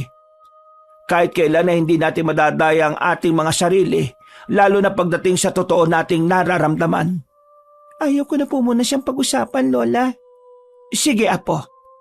Pero kung kailangan mo na makakausap, nandito lang ako palagi. Pasensya ka na kung palagi akong wala rito sa bahay nitong mga nakalipas na araw at linggo. Hindi ko na rin tuloy napapansin ang mga pinagdaraanan mo, iha. Okay lang po yun, La. Mas mabuti na rin naman po ang ganon. Anong ibig mong sabihin? Wala po. Nandyan na po si Aling Karen at Aling Nina, oh. Tumuloy na po kayo. Hindi ka ba sasama? Para naman makita mo sa huling sandali ang labi ng kasintahan mo. Dating kasintahan po. Hindi na po ako sasama, Lola. Dito na lang po muna ako sa bahay. Mas gusto ko pong mapag-isa ngayon. Napakibit-balikat na lang ang matandang babae at pagkatapos ay lumabas na yun ng bahay. Naiwan naman mag-isa si Elsa habang nakatingin lang sa luma nilang balon. Habang inaalala ang masasayang araw at sandali nila ni Gino, ay napaiyak na naman siya hanggang sa tuluyan nang mapahagulgol. Hindi niya pinigil ang sarili sa tagpong yon dahil naisip niyang tama naman si Lola Ana. Aminin niya man sa sarili o hindi, niloko man siya ni Gino pero kahit ganon ay mahal na mahal niya pa rin ang yumaong binata. Naunahan lang siya ng galit na halimaw sa kanyang kalooban kaya nakagawa siya ng matinding krimen. Sorry talaga, Gino. Mahal na mahal kita. Nagsisisi ako sa ginawa ko sa iyo. Pero kahit anong gawin kong pagsisisi, hindi ko na may babalik ang dati dahil wala ka na. Patay ka na. Pinatay kita. Napalood siya sa sobrang sakit ng kalooban pero hinayaan niyang kumawala sa kanyang sistema ang ganoong pakiramdam. Pero sa kabila ng konsyensya niya ay mas lalo lang din lumalaban ng demonyo sa kanyang kalooban. Bakit ka umiiyak dyan, Elsa? Sinabi ko naman sa'yo na hindi mo kailangang iyakan ng manlolokong yun eh. Niloko ka ni Gino at ang kapalit ng panlolokong yun ay kamatayan. Simula ngayon, ang lahat ng manloloko sa'yo, papatayin mo! Hindi na niya pinansin ang bulong ng demonyo sa kanyang sistema. Nagpunas na lang siya ng luha at nag-ayos ng sarili. Pagkatapos ay nagpunta siya sa istasyon ng pulis para tingnan doon si Arya. Eksakto na naabutan niya si Officer Jano na nag-aayos ng mga gamit nito sa sariling desk. Lumapit siya at kinumusta ang nasabing alagad ng batas. O Elsa, napadalo ka rito. Ang tagal na nating hindi nagkikita. Ikinalulungkot ko nga pala ang nangyari kay Gino. Salamat po, Officer. Ay, siya nga pala. Anong sadya mo rito? Pwede po bang mag-request na makita si Arya? Ha? Ay, pasensya na. Hindi kita mapapayagan sa gusto mo. Saglit lang po ako at hindi ako magtatagal. Pakiusap po. Kailangan ko lang siyang makita at wala akong ibang gagawin. Parang awa niyo na po. Dahil doon ay napakamot na lang sa ulo si Officer Jano at dahil silang dalawa lang naman ang nandoon kaya pinayagan na rin niya ang dalaga. Pinayo niya lang na huwag masyado magtagal dahil baka mamaya ay magdatingan na ang ibang pulis na nasa operasyon. Humingi lang ng 5 minuto si Elsa at pagdating nila sa tapat ng pinagpipiitan ni Arya ay umalis na nga muna ang pulis. Nang masiguro ni Elsa na wala na sa paligid si Officer Jano, saka siya humalukip-kip. Ang kaninang malungkot na muka ay biglang napaismid na at pagkalaon ay pangiti-ngiti na. Nagpapanggap lang pala siya kanina na malungkot sa harap ng alagad ng batas. Pinagmasdan niya si Arya mula ulo hanggang paa. Nakaposas ang mga kamay at paa noon sa mismong kinauupuan. Naglalaway ang dalaga at kitang-kita ang pagkayanggaw. Mas lalong pumapangit ang itsura mong mga agaw ka. Hindi akma sa'yo ang pagkayanggaw. Para kang asong nauulol. Kadiri at naglalaway ka pa. Hindi naman ako ganyan noon eh. Ibig sabihin pala malakas ang pagkontrol ko sa sarili dahil nakaya kong umaktong normal. Kahit matindi na ang epekto ng pagkayanggaw sa akin. Umangil-angil lang si Arya. Hindi yun nakakapagsalita pero para lang mabangis na hayop na umuungol at pag-angil ang kayang gawin. Dahil doon ay napakunot ng noo si Elsa. Hindi niya kasi inakala na parang mawawala sa sarili ang kabit ng kanyang namatay na boyfriend. Hindi ko alam kung maawa ko sa lagay mo Pero ito lang ang masasabi ko. Dapat lang sa'yo ang nangyaring yan. Pagkatapos sabihin yon, ay sinadya niyang kagatin ang dulo ng hintuturo. Nang tumagas ang dugo ay tila naghurimentado si Arya. Nagwala-wala yun at nagpumilit na kumawala para lang matikman ang umaalingasaw na dugo ni Elsa. Natawa naman ang dalaga sa nakikita dahil hirap na ang kanyang kaaway. Sige Arya, matakam ka sa dugo. Mauhaw ka at maglaway. Pero hindi ka makakatikim dahil nandiyan ka sa piitan na yan. Mamamatay kang gutom na sa karne ng tao at uhaw na uhaw sa sariwang dugo. Natigilan na siya dahil biglang dumating si Officer Jano. Narinig kasi ng Ginoong matinding pagwawala ni Arya kaya nag-alala siya. Mabilis naman binago ni Elsa ang reaksyon ng kanyang muka na mula sa natutuwa papunta sa pakunwaring natatakot. At nang makita ng Ginoong dugo sa hintuturo ng dalaga ay mas lalo siyang naalarma. Anong nangyari, Elsa? Nasaktan ka ba niya? Hindi po, officer. Nagulat lang ako tapos napatras kaya sumadsad yung daliri ko at nagdugo. Hindi naman po masyadong malalim ang sugat ko. Ayos lang. Mabuti naman kung ganun. Huwag kang didikit sa taong yan, Elsa. Nakikita mo ba itsura niya? Para siyang asong nauulol. Pero ang totoo, nayanggaw siya. Nayanggaw? Oo, ganyan na itsura ng mga nayanggaw. Sa maniwala ka man o sa hindi, totoo ang pagkayanggaw ng mga aswang, lalo na ron sa San Isidro. Malamang doon siya nadali at posibleng siya rin ang pumatay kay Pipita, Ginoong Jerry at Tom. Ganun po ba? Nakakatakot naman. Oo, tara na. Umalis ka na rito dahil parating na rin yung mga kasama ko. Kapag naabutan ka pa baka mapagalitan din ako. Bago umalis ng lugar na yon ay pasimple pang napangiti si Elsa kay Arya na patuloy pa rin sa pagkawag-kawag. Pag-uwi niya ng bahay tila tuwang-tuwa ang kanyang pakiramdam. Mas namayani na naman ng demonyo sa kanyang kalooban at hindi niya na nakontrol yon. Pasado 10:00 ng gabi, nagising si Elsa dahil sa lakas ng ulan. Lumabas siya ng kwarto at sumilip sa bintana. Dahil doon ay nakita niya ang balon sa likod ng kanilang bahay. Napangiti siya ng makahulugan na parang tuwang-tuwa sa mga nangyayari ngayon. Tama ang sinabi ng demonyo sa isipan ko. Dapat lang yun sa iyo, Arya. Yun ang pinakabayad mo sa ginawa mo sa akin. Pagkatapos noon ay bumalik na siya ng kwarto at natulog. Pero lingid pala sa kanyang kaalaman ay narinig ni Lola Ana ang kanyang sinabi. Malungkot na napa-sign of the cross na lang ang kanyang lola bago bumalik din sa higaan nito at matulog. 3 araw ang nakalipas. Nabalitaan na nga lang napatay na si Arya sa piitan kung saan to nakakulong. Ayon pa kay Mang Pabling, ang kilalang albularyo sa kanilang baryo, namatay si Arya dahil sa matinding pagkauhaw sa sariwang dugo at pagkatakam sa sariwang karne ng tao.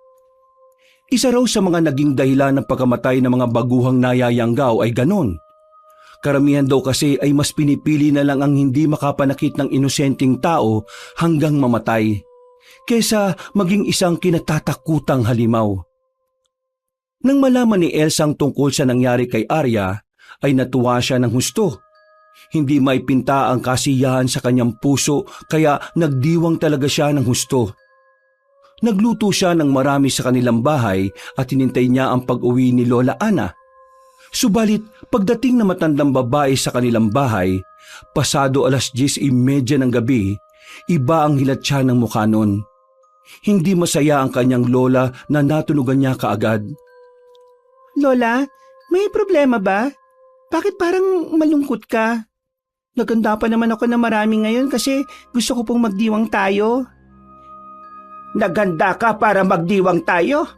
Opo, Lola. Para saan, Elsa? Para ano po? Basta, Lola. Gusto ko lang pong magdiwang. Sawa na po akong magmukmuk eh. Gusto mong magdiwang dahil sawa ka na magmukmok? O baka naman gusto mong magdiwang dahil patay na si Arya?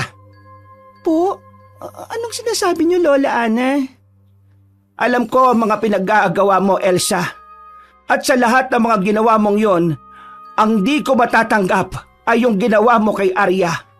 Niyanggaw mo siya para mahirapan ng gusto at mamatay. Bakit hindi mo na lang siya ginaya sa mga taong pinaslang mo? Kay Pipita, kay Jerry, kay Tom, at sa manloloko mong nobyo? Kung ganun, alam niyo pong isa akong... Oo. Hindi ka nagtataka kung bakit palaging nawawala ang bangkay na nilalagay mo sa lumang balon? Tuwing mahimbing ang tulog mo, pagkatapos mong gumawa ng krimen, kinukuha ko ang bangkay at pinapaanod sa ilog. Nagdarasal ako araw at gabi sa Panginoon na patawarin tayo sa kasalanang ito. Na huwag masunog ang kaluluwa natin sa impyerno.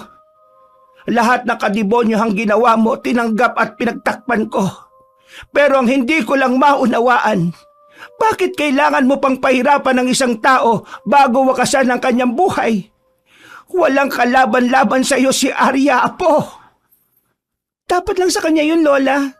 Kung tutusin, kulang pa yun dahil sa panloloko nila sa akin eh.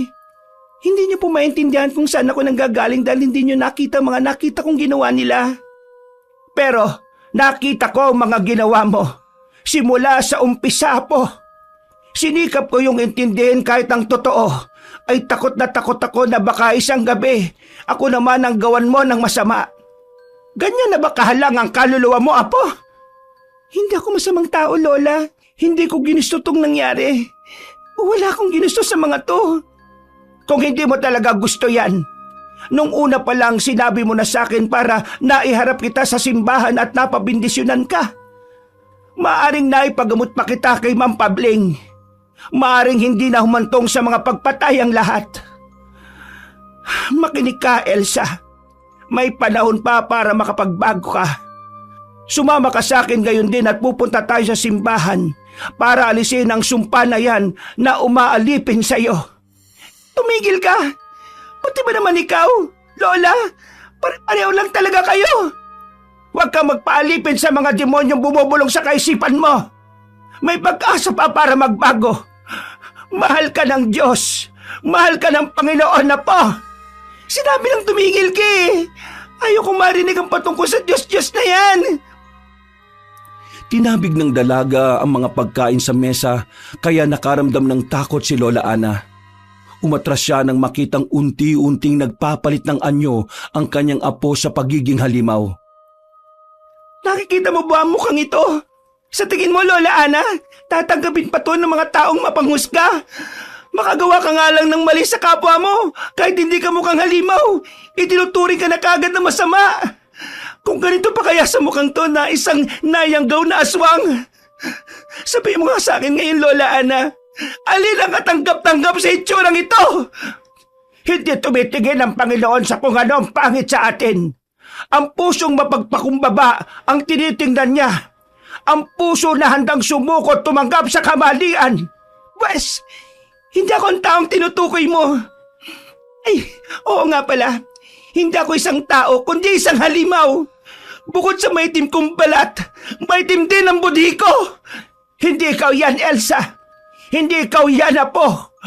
Lamanan mo ang sumpa sa iyong kalooban at huwag mong hayaang sakupin kanyan. Bago pa matapos ang matandang ginang sa pagsasalita, ay tinabig na siya ni Elsa. Tumalsik siya sa gilid at pagkuway natumba. Dahil doon ay nabali ang tagiliran ng ginang kaya hindi na siya nakatayo. Nilapitan siya na nagangalit na aswang at walang awang pinaslang. Nayak na lang si Lola Ana habang pilit na niyayakap ng maigpit ang apo hanggang sa tuluyang mawalan ng buhay. Katulad ng iba pang biktima ay inihulog ni Elsa ang lola niya sa balon. Hindi na rin kasi niya naisip ang mga nangyayari sa paligid dahil sa gulong-gulo na rin siya. Nagkulong siya sa sariling kwarto hanggang sa sumapit ang kinabukasan at isa pang kinabukasan at isa pang kinabukasan hanggang sa lumipas ang 5 araw. Dahil sa pag-aalala nila Aling Karen at Aling Nina ay napilitan na silang magpasama kay Officer Jano sa bahay ni Elsa. Nang marinig ng dalaga ang boses na iyon sa labas ng kanilang bakuran ay walang gana siyang bumangon at sumilip sa nakasarang bintana.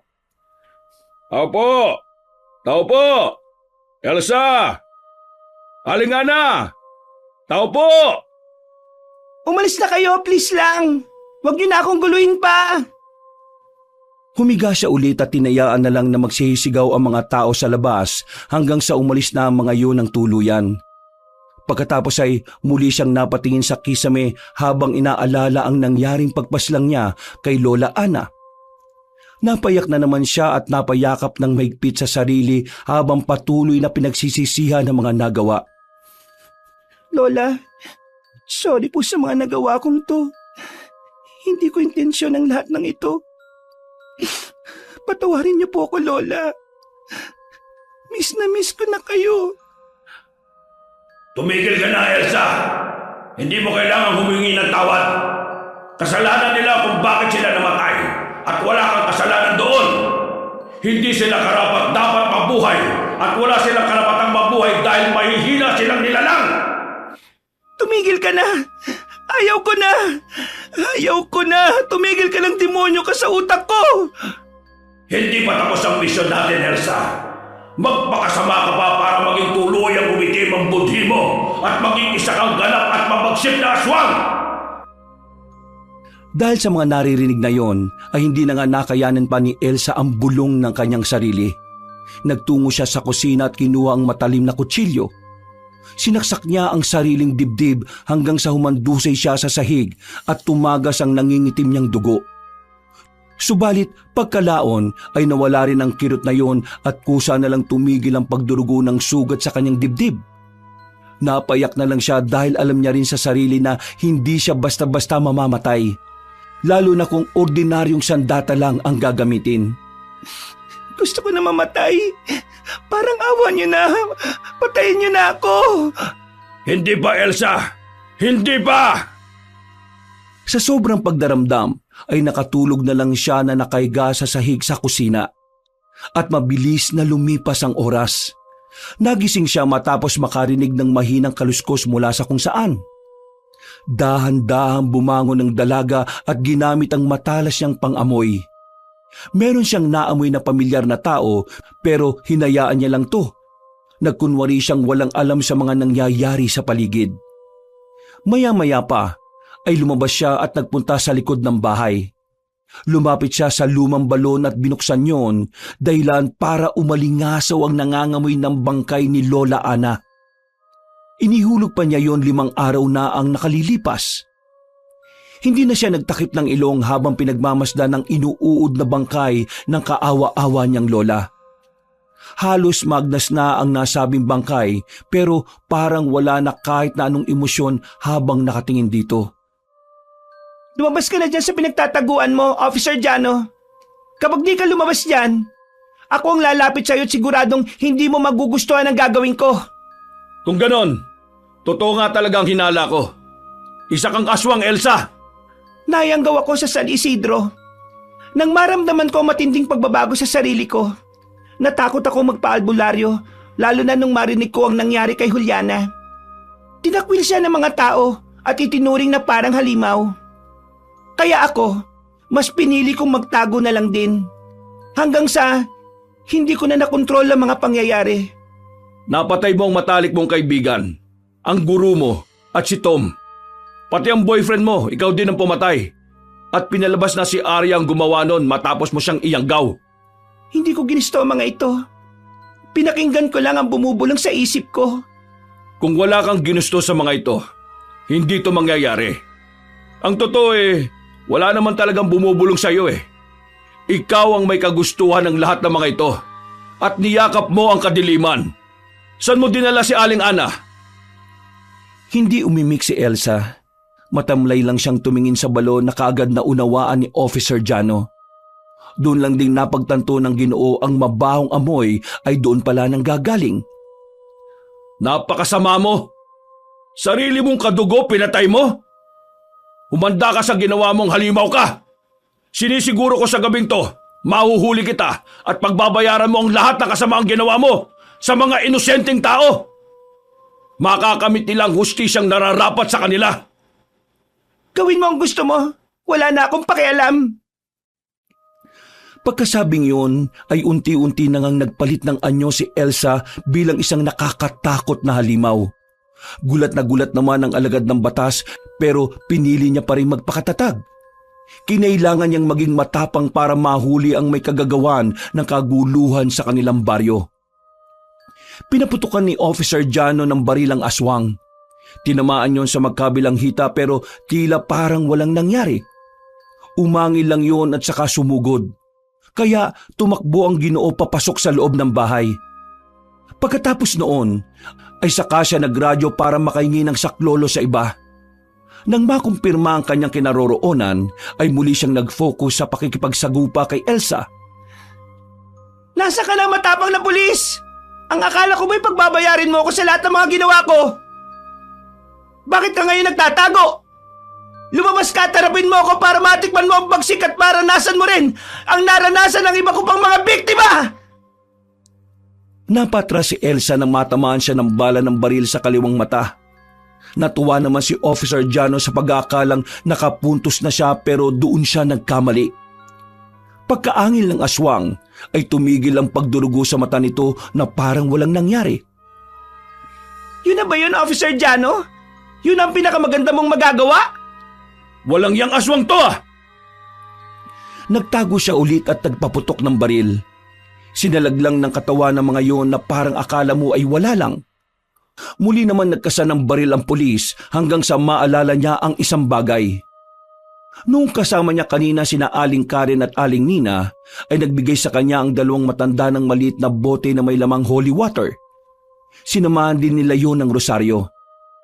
Ayon pa sa matatandang alagad ng simbahan ay nakakatulong nga raw ang holy water lalo na ngayong napatunayan nilang merong nayanggaw sa kanilang lugar. Matapos maalala yun ni Officer Jano ay nagbakasakali na lang din siya habang hinihintay ang backup. Bahala na. Sana gumana to. Saglit niyang binabad ang bala sa holy water habang nagtatago sa aswang.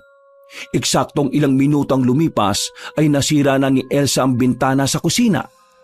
Umikot naman si Officer Jano sa bandang banyo at doon niya winisik ang holy water na natitira sa bote. Napahiyaw ng gusto ang aswang habang umaatras. Pakiramdam ni Elsa ay para siyang napapaso ng apoy galing sa impyerno. Nang makita naman ng pulis na epektibo ay sa kanya na pinaputok ang baril. Nang tumama ang bala sa katawan ng aswang ay naghihiyaw yun sa sakit. Tumagas ng tumagas ang dugo na hindi na tumitigil kaya napangiti ang lalaki. Ano? Akala mo hindi ka mapapatay? Tikman mo ngayon to! Mamamatay ka ng aswang ka! Makakasunod niya pang pinaputukan si Elsa hanggang sa mapatayo na lang ang dalaga sa harap ng balon. Saglit yung tumigil at ngumiti sa Ginoo na nagtataka kung bakit.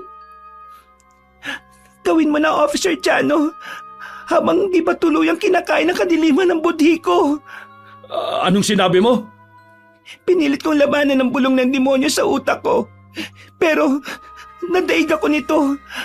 At wala akong sinisisi sa bagay na yon kundi ang sarili ko lang din. Tama ka po. Dapat kong pagbayaran ng lahat ng ginawa kong kasamaan. Mahal na mahal ko po ang lola ko. Nang maunawaan ng Ginoong Pulis ang sinasabi ni Elsa ay muli niyang kinalabit ang gatilyo ng baril at makailang beses pang pinaputukan ang katawan ng aswang. At sa huli ay pinuntirian niya ang ulo nito. Tumagos ang bala sa likod ng utak at kasunod noon ay nahulog din ng halimaw na si Elsa sa balon. Lumapit doon si Officer Jano habang nakatutok pa rin ang baril. Siniguro niyang hindi na talaga kumikilos ang aswang bago niya ibaba ang sandata. Eksakto naman ang pagdating ng mga backup na sinundan din ng pag-ulan. Ang pangyayaring yun ay mabilis na umugong sa buong baryo. Marami ang natakot dahil nga sa nagkaroon na naman ng isang insidente ng pagkayanggaw. Nalungkot din ng gusto ang mga kaibigan ni Lola Ana na sina Aling Karen at Aling Nina matapos malaman ang nangyari. Nilibing ang maglola na magkatabi at marami rin ang nakiramay sa kanila dahil marami naman talagang kaibigan si Lola Ana. Sa paglipas pa ng mga araw, siniguro naman ni Officer Jano kasama ng iba pa at ng simbahan na hindi sila titigil sa pagsugpo ng anumang krimen. Ito man ay may kinalaman sa supernatural o wala. Dahil sa pangakong yon ay naging kampante ang mga taga-baryo. Naging maunawain din sila sa sitwasyon ng isang tao na huwag kaagad manghusga. Makalipas ang isang linggo, habang ginagalugad ng Ginoo ang abandonado ng bahay ng maglola, ay nakita niya ang diary ni Elsa. Doon ay nabasa niya ang lahat ng mga ginawa ng dalaga, kaya naintindihan niya rin ang pinaghuhugutan nun. Pasensya na sa nangyari, Elsa. Ikinalulungkot ko kung ano man ang mga pinagdaraanan mong hirap at pagdaramdam na ikaw lang mismo ang mag-isang lumalaban. Kung nasaan man ang kaluluwa mo, Elsa, nawa ay magkaroon ka ng inaasam mong kapayapaan. Pagkatapos noon ay sinunog niya ang diary at tinapon sa balong nasa likod ng bahay. Wakas,